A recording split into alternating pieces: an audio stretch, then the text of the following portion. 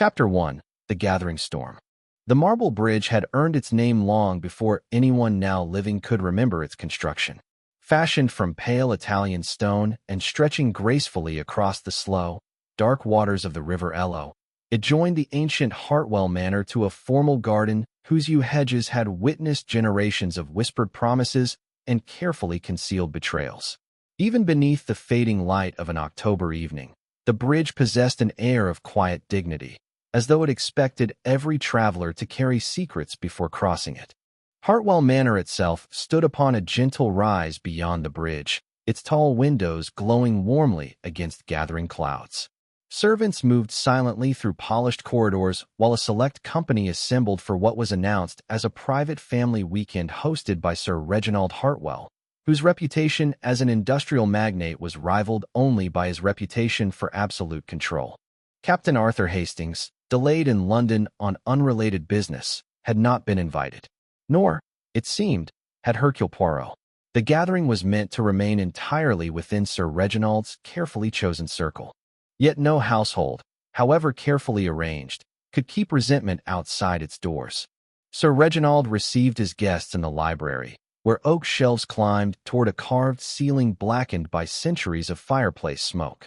He stood beside the hearth with military posture despite advancing years, his silver hair immaculately combed and his gaze capable of reducing conversation to uncomfortable silence. His niece, Miss Evelyn Hartwell, watched him with restrained concern. Intelligent and composed, she had managed the estate since her aunt's passing, though everyone understood she possessed far less authority than responsibility. Across the room lounged Adrian Wickliffe, Sir Reginald's nephew by marriage, whose effortless charm concealed a growing dependence upon borrowed money. He laughed often, though seldom sincerely. Dr. Malcolm Graves, the family's long-serving physician, occupied a leather chair near the fire, quietly observing the company through steel-rimmed spectacles. Years spent tending both illness and pride had taught him that the latter proved far more dangerous. Lady Beatrice Ashcombe arrived last. Elegant in dark velvet, she carried herself with practiced confidence, though the slight hesitation before greeting Sir Reginald suggested old disagreements had never entirely faded. Their families had once discussed marriage alliances, investments, and shared estates. None had ended happily. Dinner began with impeccable courtesy. Crystal glasses caught the candlelight. Silver reflected smiling faces that rarely smiled with their eyes. Conversation drifted from politics to art exhibitions, from autumn weather to the declining standards of modern architecture. Only the servants noticed how frequently the guests fell into thoughtful silence whenever Sir Reginald spoke. Dessert had scarcely been served before Adrian ventured too far. "Surely," he said lightly, "one cannot spend an entire lifetime building an empire merely to carry it into the grave." The words floated across the table like smoke. Sir Reginald laid down his spoon with deliberate care. "I had not realized," he replied evenly, "that my health inspired such hopeful speculation." An embarrassed laugh emerged from no one in particular. Adrian raised his hands. "Merely conversation." "No," Sir Reginald answered. "Merely impatience." Lady Beatrice looked toward the windows. Evelyn lowered her eyes. Dr. Graves slowly folded his napkin. The remainder of the meal passed in uneasy restraint. Later, coffee was served in the drawing room while rain began to patter softly against the tall windows. Somewhere beyond the gardens, thunder rolled across the countryside. Sir Reginald requested that everyone remain. "I have delayed this discussion for many years," he announced. "That delay ends tonight." A servant quietly closed the doors. The room became still. Sir Reginald withdrew a sealed envelope from his breast pocket. "My solicitor prepared a New Testament this morning." No one spoke. "I have discovered," he continued, "that loyalty is often mistaken for inheritance. Several people present have given me excellent reason to reconsider both." Adrian's smile disappeared. Lady Beatrice stiffened almost imperceptibly. Even Dr. Graves seemed momentarily unsettled. Sir Reginald surveyed each face before continuing. "Tomorrow morning I shall announce precisely who inherits Hartwell Manor, the surrounding estates, and every controlling share of Hartwell Industries." The silence deepened. Then came the final sentence, delivered without raising his voice. "And before this household retires for the night, I expect the guilty person among us to confess." No explanation followed. Only astonished faces met his unwavering stare as the fire crackled softly, and somewhere beyond the windows, lightning illuminated the marble bridge for a single, ghostly instant. Chapter 2. The Crime. The words spoken by Sir Reginald Hartwell lingered over the household long after the drawing room had emptied. No one asked the question that occupied every mind. Who was the guilty person? Instead, each guest retired with measured politeness, masking curiosity beneath practiced composure. Servants moved through the corridors with unusual caution, sensing that something unseen had settled over the manor like the approaching storm outside. The grandfather clock in the entrance hall struck 10. Rain lashed against the tall windows, while gusts of wind stirred the ancient trees surrounding the estate. Beyond them, the marble bridge gleamed faintly beneath intermittent flashes of lightning, its pale stone reflecting silver against the black river. Evelyn found Sir Reginald alone in the library. He stood beside the fireplace, reading a folded document. "You should rest," she said gently. "There will be time enough for rest." His eyes never left the page. "You frightened everyone." "I intended to." She hesitated. "Did someone truly betray you?" Sir Reginald looked at her for a long moment. "Much more than betrayal, my dear. I have spent months assembling facts that others believed buried forever. You know who it is?" "I know enough." Before Evelyn could ask another question, he carefully folded the document and slipped it into a leather portfolio resting upon his desk. "I shall settle everything tomorrow." She wished him good night, though an unfamiliar uneasiness followed her into the corridor. At precisely 10:30, Adrian Wickliffe was seen leaving the smoking room. A footman observed him pacing beneath the covered terrace overlooking the gardens before disappearing toward the marble bridge with his coat thrown loosely over one shoulder. 5 minutes later, Lady Beatrice requested fresh tea in the morning room. The maid who served her would later insist that the lady appeared distracted and glanced repeatedly toward the windows. At 11:15, Dr. Malcolm Graves entered the library. The conversation lasted barely 3 minutes. Raised voices were heard. No words could be distinguished. The doctor emerged looking unusually pale. "I trust Sir Reginald has retired?" asked the butler.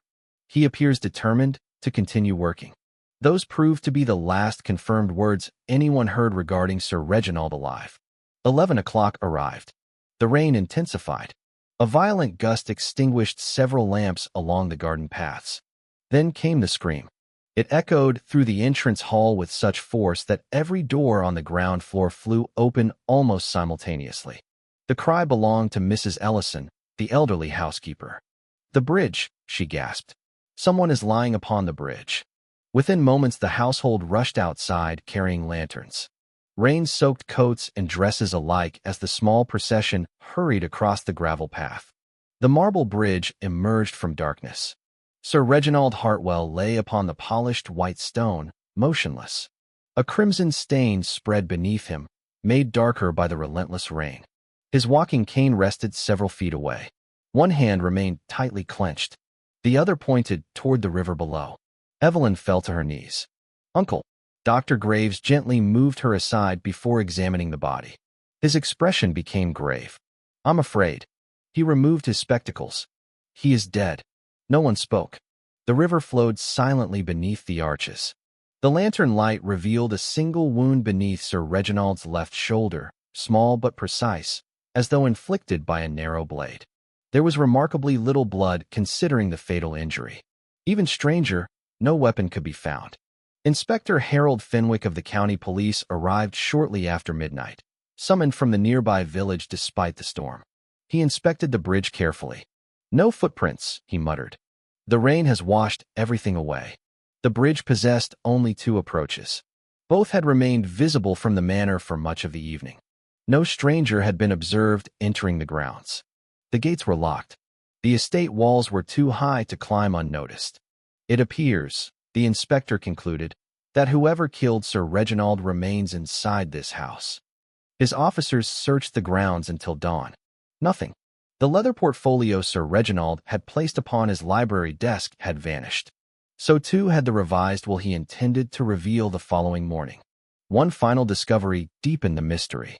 Still clenched within the dead man's hand was a small fragment of white marble, scarcely larger than a coin.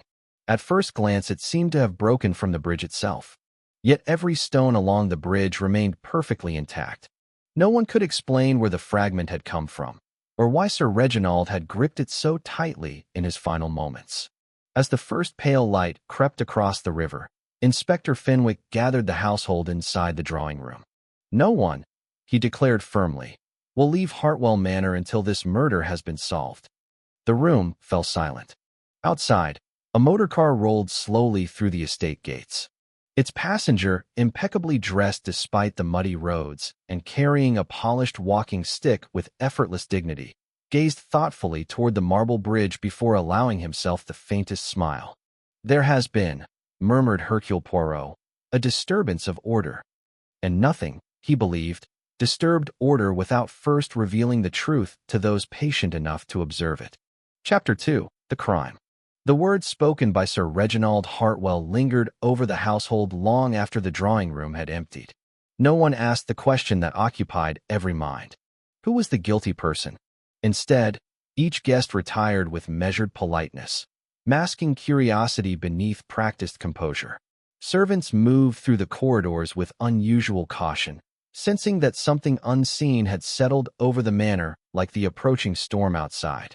The grandfather clock in the entrance hall struck 10. Rain lashed against the tall windows, while gusts of wind stirred the ancient trees surrounding the estate. Beyond them, the marble bridge gleamed faintly beneath intermittent flashes of lightning, its pale stone reflecting silver against the black river. Evelyn found Sir Reginald alone in the library. He stood beside the fireplace, reading a folded document. "You should rest," she said gently. "There will be time enough for rest." His eyes never left the page. "You frightened everyone." "I intended to." She hesitated.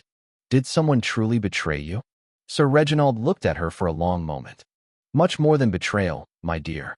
I have spent months assembling facts that others believed buried forever. You know who it is?" "I know enough." Before Evelyn could ask another question, he carefully folded the document and slipped it into a leather portfolio resting upon his desk. "I shall settle everything tomorrow." She wished him good night, though an unfamiliar uneasiness followed her into the corridor. At precisely 10:30, Adrian Wickliffe was seen leaving the smoking room. A footman observed him pacing beneath the covered terrace overlooking the gardens before disappearing toward the marble bridge with his coat thrown loosely over one shoulder. 5 minutes later, Lady Beatrice requested fresh tea in the morning room. The maid who served her would later insist that the lady appeared distracted and glanced repeatedly toward the windows. At 11:15, Dr. Malcolm Graves entered the library. The conversation lasted barely 3 minutes. Raised voices were heard. No words could be distinguished. The doctor emerged looking unusually pale. "I trust Sir Reginald has retired?" asked the butler. "He appears determined to continue working." Those proved to be the last confirmed words anyone heard regarding Sir Reginald alive. 11 o'clock arrived. The rain intensified. A violent gust extinguished several lamps along the garden paths. Then came the scream. It echoed through the entrance hall with such force that every door on the ground floor flew open almost simultaneously. The cry belonged to Mrs. Ellison, the elderly housekeeper. "The bridge," she gasped. "Someone is lying upon the bridge." Within moments, the household rushed outside carrying lanterns. Rain soaked coats and dresses alike as the small procession hurried across the gravel path. The marble bridge emerged from darkness. Sir Reginald Hartwell lay upon the polished white stone, motionless. A crimson stain spread beneath him, made darker by the relentless rain. His walking cane rested several feet away. One hand remained tightly clenched. The other pointed toward the river below. Evelyn fell to her knees. "Uncle." Dr. Graves gently moved her aside before examining the body. His expression became grave. "I'm afraid." He removed his spectacles. "He is dead." No one spoke. The river flowed silently beneath the arches. The lantern light revealed a single wound beneath Sir Reginald's left shoulder, small but precise, as though inflicted by a narrow blade. There was remarkably little blood considering the fatal injury. Even stranger, no weapon could be found. Inspector Harold Fenwick of the county police arrived shortly after midnight, summoned from the nearby village despite the storm. He inspected the bridge carefully. "No footprints," he muttered. "The rain has washed everything away." The bridge possessed only two approaches. Both had remained visible from the manor for much of the evening. No stranger had been observed entering the grounds. The gates were locked. The estate walls were too high to climb unnoticed. "It appears," the inspector concluded, "that whoever killed Sir Reginald remains inside this house." His officers searched the grounds until dawn. Nothing. The leather portfolio Sir Reginald had placed upon his library desk had vanished. So too had the revised will he intended to reveal the following morning. One final discovery deepened the mystery. Still clenched within the dead man's hand was a small fragment of white marble, scarcely larger than a coin. At first glance it seemed to have broken from the bridge itself. Yet every stone along the bridge remained perfectly intact. No one could explain where the fragment had come from, or why Sir Reginald had gripped it so tightly in his final moments. As the first pale light crept across the river, Inspector Fenwick gathered the household inside the drawing room. "No one," he declared firmly, "will leave Hartwell Manor until this murder has been solved." The room fell silent. Outside, a motor car rolled slowly through the estate gates. Its passenger, impeccably dressed despite the muddy roads and carrying a polished walking stick with effortless dignity, gazed thoughtfully toward the marble bridge before allowing himself the faintest smile. "There has been," murmured Hercule Poirot, "a disturbance of order." And nothing, he believed, disturbed order without first revealing the truth to those patient enough to observe it. Chapter 4: Secrets Beneath Politeness. The brief glimmer beside the river was gone before Hastings could follow Poirot's gaze. "What did you see?" he asked. "Perhaps nothing," Poirot replied, though his expression suggested otherwise. "Or perhaps something that wished to remain unseen." The bank below the marble bridge was steep and slick from the night's rain. Inspector Fenwick dispatched 2 constables to search among the reeds while Poirot and Hastings returned to the manor. Half an hour later the officers came back empty-handed. If there had been anything there, the river had claimed it. Poirot did not appear disappointed. "The river is patient," he observed. "It often returns what men believe it has hidden." The household assembled for luncheon in subdued silence. Chairs scraped gently across the polished floor, but conversation rose only in cautious fragments. Every guest seemed aware that every glance might be interpreted, every hesitation remembered. Poirot watched rather than spoke. He noticed that Evelyn barely touched her meal. Adrian accepted a second glass of wine with unusual haste. Lady Beatrice unfolded and refolded her napkin with mechanical precision. Dr. Graves kept looking toward the library door as though expecting someone to enter. No one did. After the meal, Poirot asked to examine Sir Reginald's private study adjoining the library. Unlike the larger room, the study was intimate, lined with ledgers and locked cabinets. Sir Reginald had evidently conducted his personal affairs there, away from even the trusted servants. Most drawers contained orderly correspondence. One did not. Its lock showed fresh scratches. "Force," Hastings suggested. Poirot shook his head. "No." Opened by someone unfamiliar with the key. Inside lay only a few old letters tied with faded ribbon. They were addressed to Lady Beatrice. Hastings looked surprised. Personal letters? Indeed. Poirot read only enough to establish their nature before replacing them exactly as he had found them. "They are from more than 20 years ago. Were they affectionate? They speak of admiration, hope, and disappointment. Not a crime, Hastings, but they reveal that Sir Reginald once intended to marry Lady Beatrice." The discovery cast several past conversations in a different light. A housemaid, questioned later that afternoon, remembered seeing Lady Beatrice leave the library shortly before dinner on the previous evening. "She came out rather quickly, sir," the girl said. "She looked upset." "Did she carry anything?" "No, monsieur." "And was anyone else nearby?" "I believe Dr. Graves was waiting in the corridor." Poirot thanked her. His next conversation was with Dr. Graves. The physician stood beside the conservatory windows, watching rainwater drip from the glass roof. "You concealed something from Sir Reginald," Poirot began. "I did." "What?" Graves removed his spectacles. 6 months ago, Sir Reginald received a diagnosis. His heart was failing. He asked me not to tell anyone. You obeyed. I did. And later, he accused me of telling someone despite his instructions. Had you? No. Poirot studied him carefully. A physician may protect a patient's health. He should not protect his lies. Graves looked genuinely puzzled. I do not understand. Perhaps not yet. That evening another secret emerged. Adrian Wycliffe requested a private meeting with Poirot. I have debts, he admitted, his confidence finally abandoned. Substantial debts. You hoped Sir Reginald would rescue you? He always had before. And this time, he refused. Adrian stared into the fire. He said I had mistaken generosity for obligation. Did you threaten him? I lost my temper. Poirot remained silent. I told him, Adrian continued quietly, that if he destroyed my future, he might destroy his own peace as well. A regrettable choice of words. I know. Before leaving, Adrian hesitated. There is something else. Yes. I saw someone crossing the marble bridge shortly before the scream. Who? I could not see clearly through the rain. A man. I cannot say. A woman.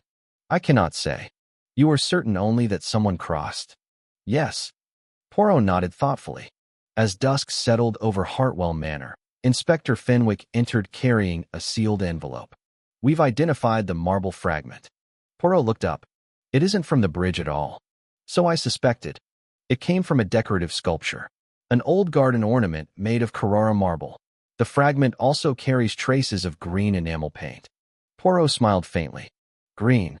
The trouble is, Fenwick continued, there are several painted statues scattered throughout these grounds.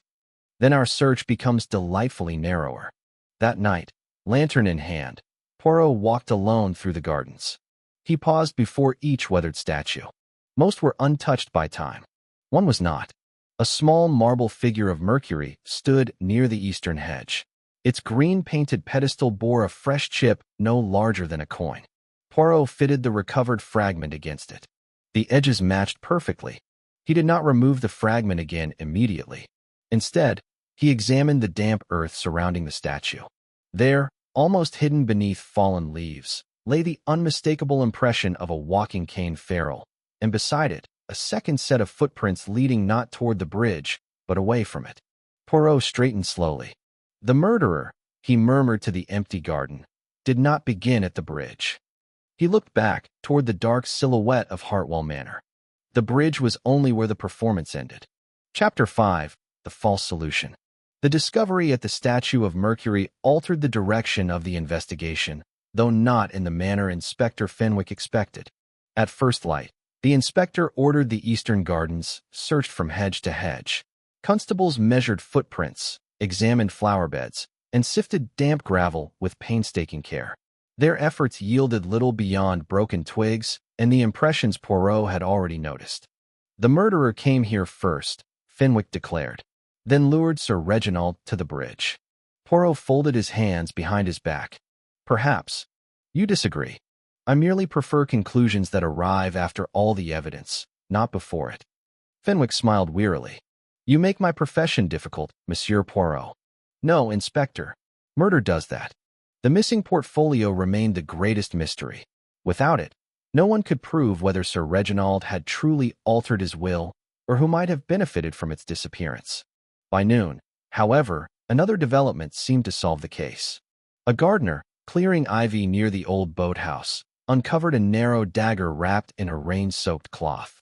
The blade was slender, elegant, and stained with dried blood. Dr. Graves examined it in silence before nodding. It is consistent with the wound. Fenwick immediately ordered the cloth unfolded.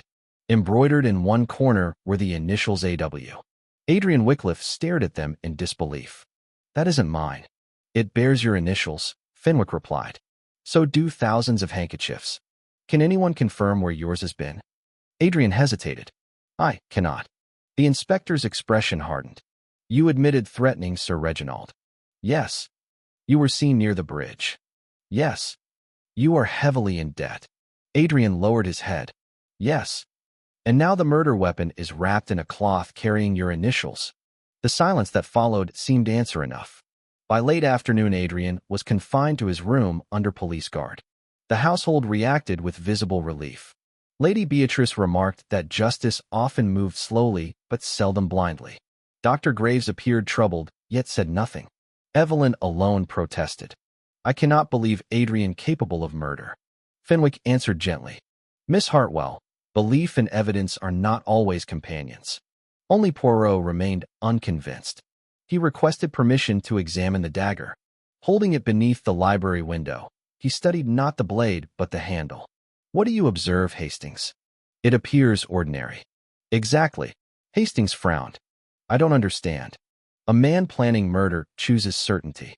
This handle is smooth ivory. So, it becomes dangerously slippery when wet. Hastings considered the previous night's storm. You mean the killer might have dropped it? Or never chosen it at all? Poirot turned the weapon toward the light. Tiny scratches marked the guard. Fresh scratches. Interesting. Inspector Fenwick entered just then. I've signed the arrest papers. Poirot looked up. Have you also explained why the weapon was hidden beside the boathouse rather than thrown into the river?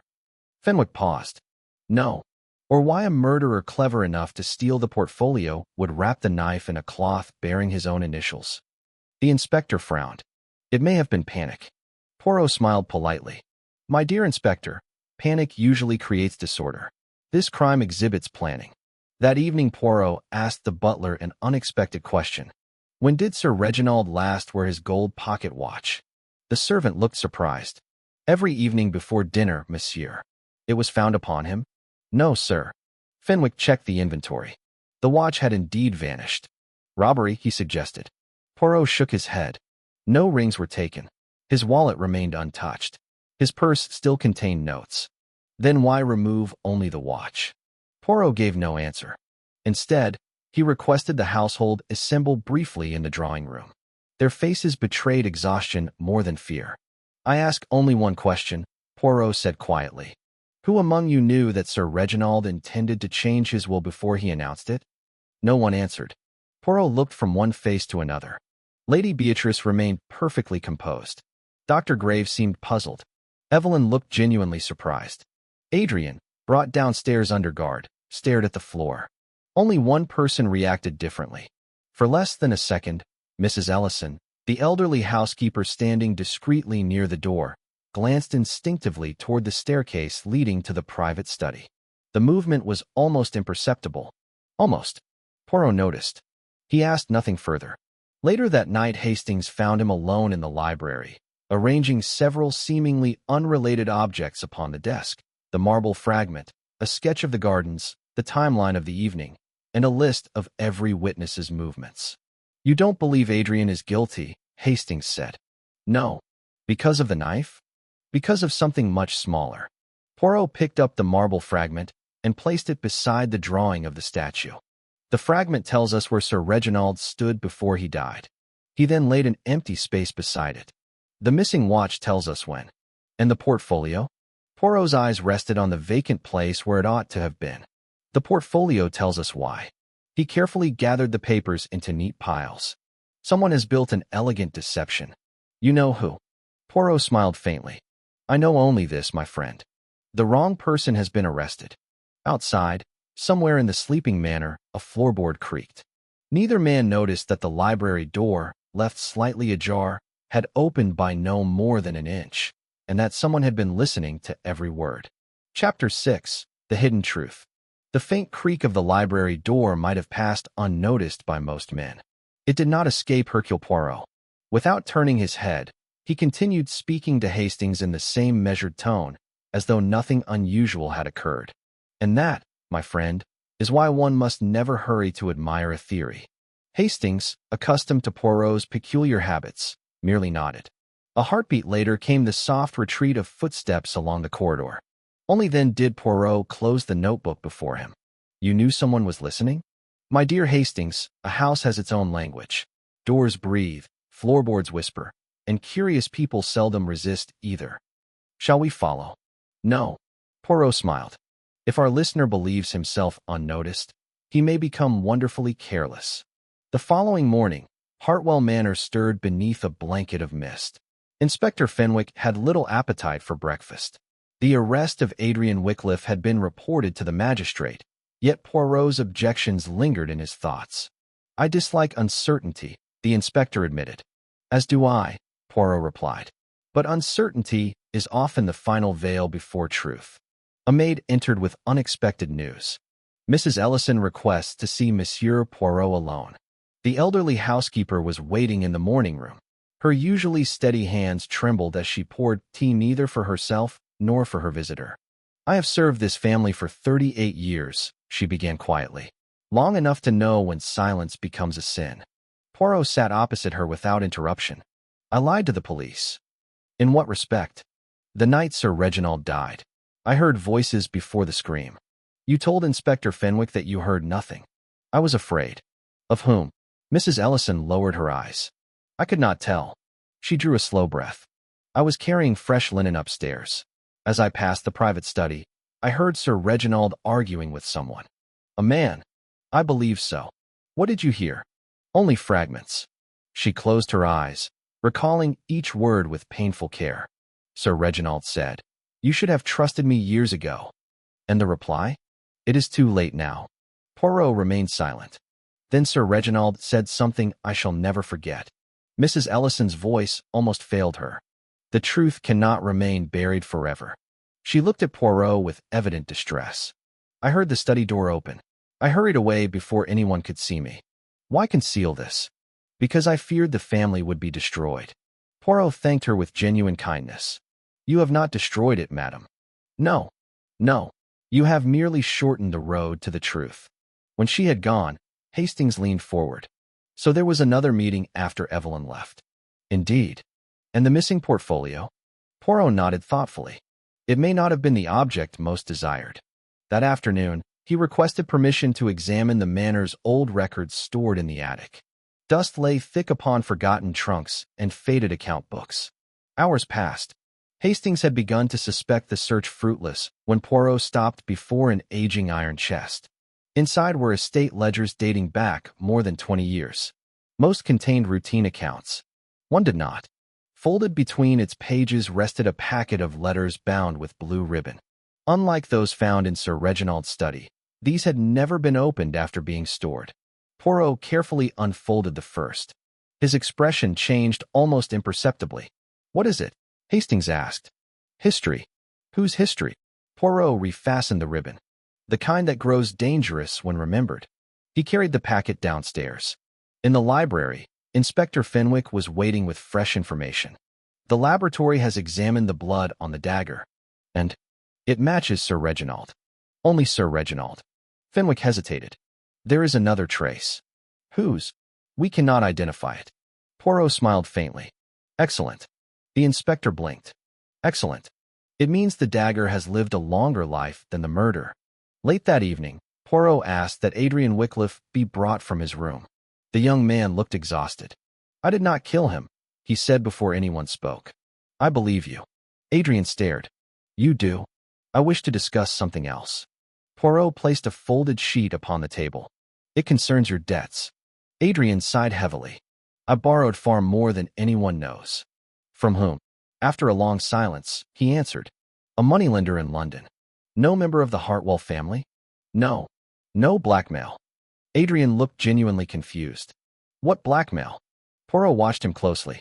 The confusion was unmistakably sincere. When Adrian had gone, Hastings spoke quietly. One by one, they seemed less guilty. Poirot stood and walked to the window overlooking the marble bridge. Moonlight reflected softly upon the pale stone. Not less guilty, he murmured. Merely guilty of different things. He turned back toward the room. The physician concealed an illness. Lady Beatrice concealed an old attachment.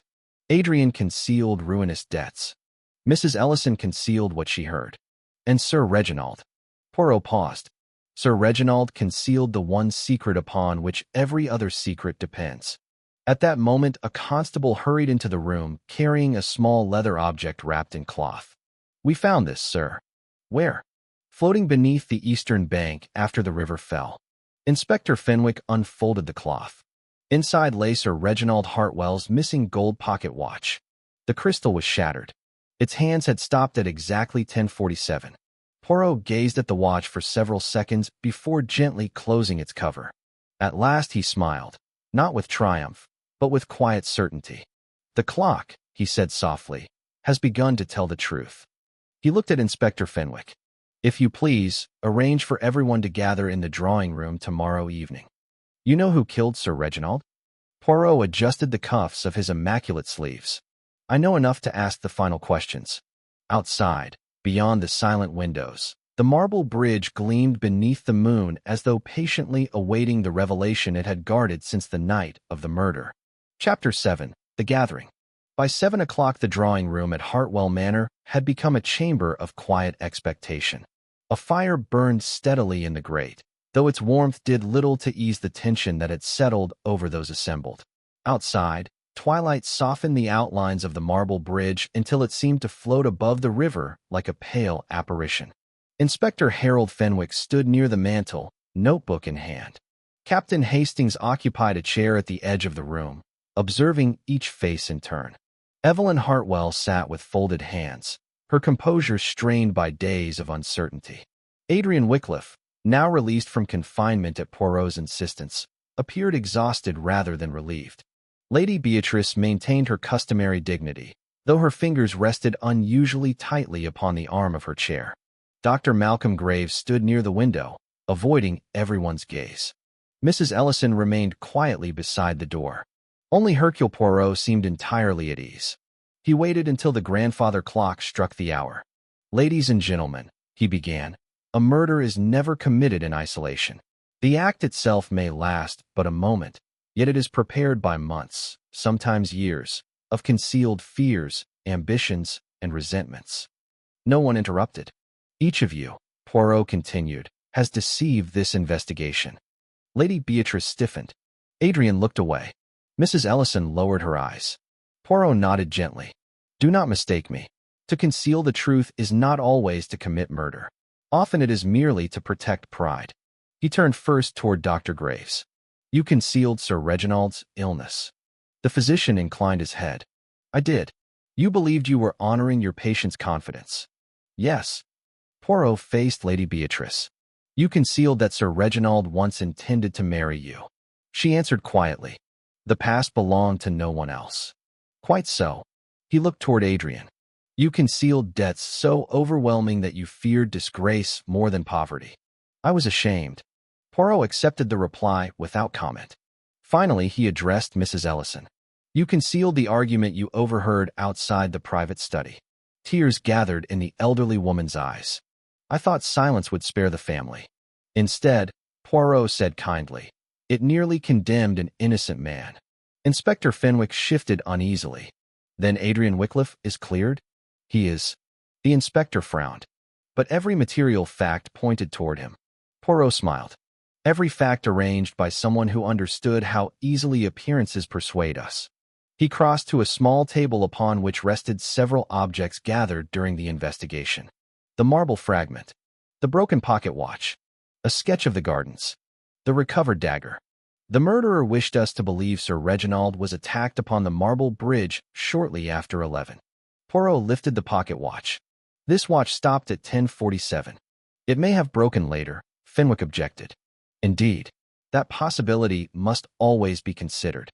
Poirot carefully opened the watch. "But observe." He pointed to a faint dent inside the cover. "The mechanism stopped because of a violent impact. There are no signs that it was wound or disturbed afterward." He replaced it on the table. "Sir Reginald was already dead, or dying, well before the scream." A murmur passed through the room. Poirot continued. "The bridge was not the scene of the murder." Hastings leaned forward. "Then why move the body?" "Because the bridge offered simplicity. Rain would erase footprints. The dramatic setting would encourage assumptions." Poirot picked up the marble fragment. "This fragment never came from the bridge." He described its perfect fit against the chipped pedestal of the statue of Mercury. "Sir Reginald visited that part of the garden shortly before his death." Inspector Fenwick nodded slowly. "The cane mark." "Precisely." Poirot paced quietly across the room. "The murderer met Sir Reginald near the statue. They spoke. There was an argument. Mrs. Ellison's testimony had already established as much. After the fatal wound, the body was moved to the bridge." "And the portfolio?" asked Evelyn. Poirot looked at her with sympathy. "It disappeared because someone feared what it contained." The revised will? No. Every eye turned toward him. The will was important. But there was something even more dangerous. He paused. The letters. Lady Beatrice closed her eyes. You found them. I found 2 collections. Poirot folded his hands. One preserved in Sir Reginald's study. The other hidden among old estate records. Dr. Graves looked up sharply. Poirot noticed. The older letters reveal a misunderstanding that changed several lives. Silence deepened. They explain why Sir Reginald believed someone had carried a secret for more than 20 years. Poirot's voice remained calm. The murder was not committed for money alone. It was committed because the truth, once revealed, would have destroyed a carefully constructed life. No one spoke. Poirot's gaze moved slowly from one person to the next. It lingered, first upon Adrian, then upon Lady Beatrice, then upon Evelyn. Finally, it came to rest upon one member of the gathering. The room became utterly still. Poirot drew a slow breath. I have asked every question that needed asking. He folded his hands behind his back. And now, he said quietly, there remains only one name. The fire cracked softly in the silence. No one moved. No one dared to breathe. Poirot looked directly at the murderer. You believed, he said, that one final deception would bury the past forever. A single bead of perspiration appeared upon the killer's brow. Poirot's expression did not change. It is time, he said, to speak the truth. Chapter 8. The Final Reveal. No one in the drawing room stirred. Poirot allowed the silence to deepen until it became almost unbearable. He had often found that silence exerted greater pressure than accusation. At last he spoke. Dr. Malcolm Graves. The physician's shoulders sank, though he did not immediately answer. Inspector Fenwick looked from Poirot to the doctor in astonishment. Doctor. Dr. Graves removed his spectacles with slow, deliberate care and polished them with a handkerchief that trembled ever so slightly. I suppose, he said quietly, there is no longer any purpose in denial. Evelyn rose from her chair. No, it cannot be. Poirot raised a gentle hand. Please remain seated, mademoiselle. The truth is painful enough without interruption. He turned back to the physician. You did not kill Sir Reginald for his fortune. Had money been your object, the missing will would have been sufficient motive. But it was not the will that frightened you. Poirot laid the bundle of old letters upon the table. It was these. The doctor's face lost what little color remained. More than 20 years ago, Poirot continued, Lady Beatrice and Sir Reginald planned to marry. Their engagement ended abruptly after a series of anonymous letters convinced each that the other had been unfaithful. Those letters destroyed their future together. Lady Beatrice stared at the packet in disbelief. I never wrote such letters. I know. Poirot nodded. Neither did Sir Reginald. He looked steadily at Dr. Graves. You did. The physician closed his eyes. I was young and hopelessly in love with Lady Beatrice. A long silence followed. You forged the correspondence, Poirot said. You possessed both education and opportunity. You believed that separating them would create your own chance. It never did, the doctor whispered. No. Poirot's voice remained calm. Lady Beatrice never married you. Sir Reginald buried himself in his work. Yet your deception remained hidden. He gently tapped the second bundle of letters. Until Sir Reginald discovered the originals while reviewing old estate records. Hastings suddenly understood. That was the secret he mentioned. Precisely. Poirot continued. He summoned Dr. Graves on the evening of his death. Mrs. Ellison overheard part of that conversation. Sir Reginald intended to expose the truth the following morning. The doctor spoke without lifting his head. He said I had stolen 20 years of their lives. You had. Poirot's words carried neither anger nor triumph. You begged him to remain silent. I did. And when he refused, Dr. Graves nodded once. We walked into the eastern garden. He wished to avoid alarming the household. Poirot pointed to the marble fragment. They argued beside the statue of Mercury. During the struggle, Sir Reginald struck the pedestal with his cane, breaking away the fragment he instinctively clutched after falling. The dagger? Fenwick asked. I carried it in my medical bag. Graves answered before Poirot could reply. It was an old surgical knife. Poirot inclined his head. Sir Reginald's pocket watch struck the stone path as he collapsed. Its hand stopped at 10:47, the true time of the murder. The inspector slowly nodded. And the bridge. I carried him there after the rain lessened, the doctor said. I believed everyone would assume the attack had occurred where the body was found. Poirot continued the explanation. The rain erased the earlier traces in the garden. Later, Dr. Graves planted Adrian Wycliffe's handkerchief around the weapon, knowing the young man's debts and quarrel would make him the obvious suspect. Adrian stared at the physician in stunned silence. The missing portfolio? Evelyn asked faintly. Dr. Graves looked toward her. I took it. But the will. I burned it without reading it. Poirot folded his hands. The doctor feared the documents might contain the letters or some reference to his crime of long ago. He destroyed everything without knowing the letters had been stored elsewhere. Lady Beatrice's eyes filled with tears. So all these years, I believed, Graves said hoarsely, that if the truth emerged, my entire life would be revealed as a lie. Poirot regarded him with quiet sadness. And in attempting to preserve your reputation, you committed a far greater wrong. Inspector Fenwick stepped forward. Dr. Malcolm Graves, I must ask you to come with me. The physician offered no resistance. As he reached the doorway, he paused. I treated Sir Reginald's illnesses for 3 decades. His voice broke. I never imagined I would become the cause of his death. The door closed softly behind him. For a long while, no one spoke. The fire settled into glowing embers.